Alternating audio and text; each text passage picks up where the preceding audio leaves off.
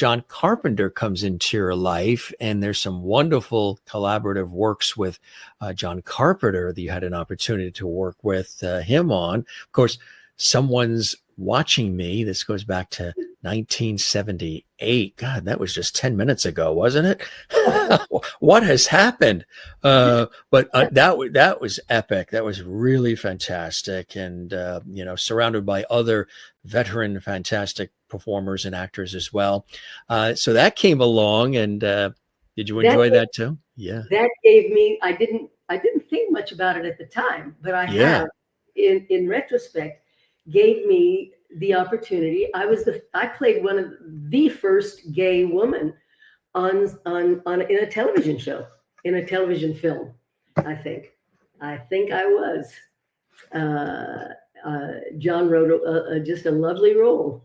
Groundbreaking, right? Exactly. Yeah, that was a ground, and so was, of course, The Fog as well, which was another one that you took on, and another great role, and working with John as well. And then the two of you had married, of course, along the way as well. This was great in The Fog, huh? Another great one. People still talk about this. People talk about The Fog all the time. You mentioned, Maude, but there's a whole new generation of people who have discovered The Fog.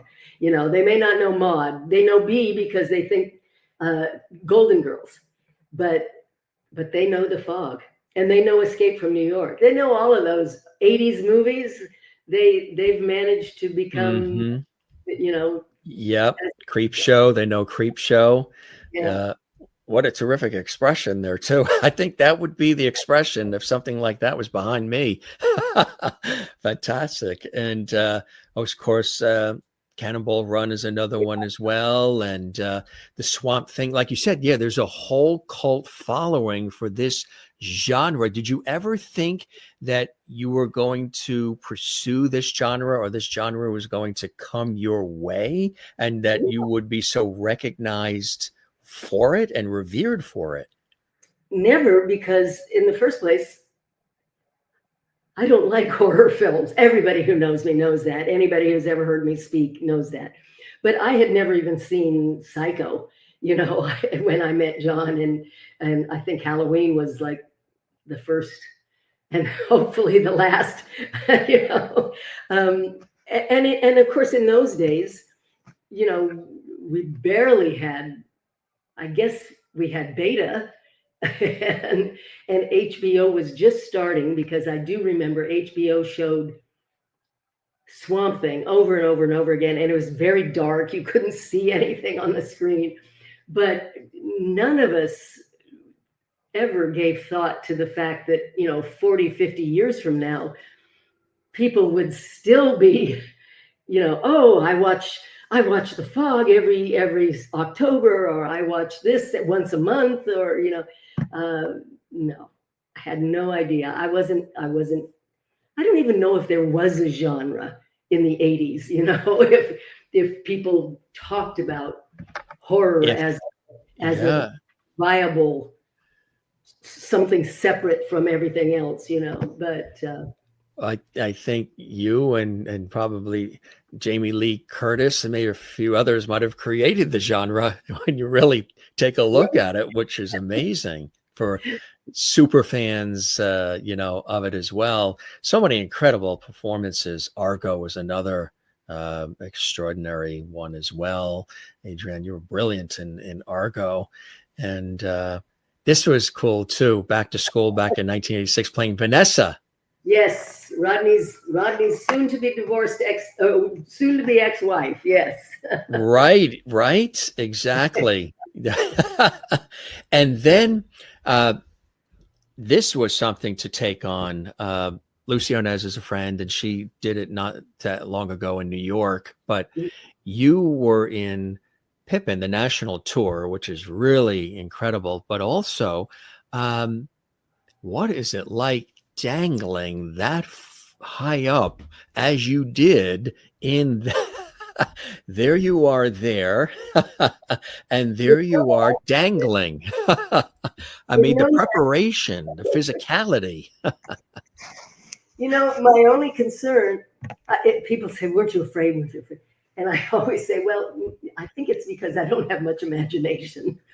So, I never thought about, this could happen or that could happen. I figured my only concern when they offered me the role was if I had the hand strength, because even though I'm strong and all of that, I have a little.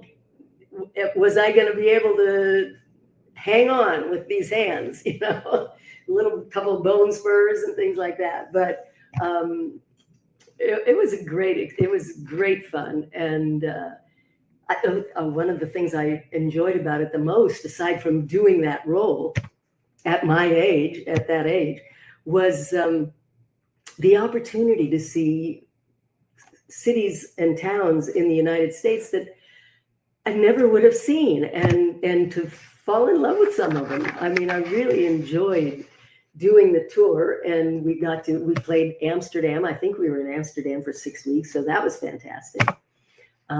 They all went on to Tokyo, but I'd been to Tokyo. My son lives in Tokyo, so I'm going to take some time off and be back with the other two boys.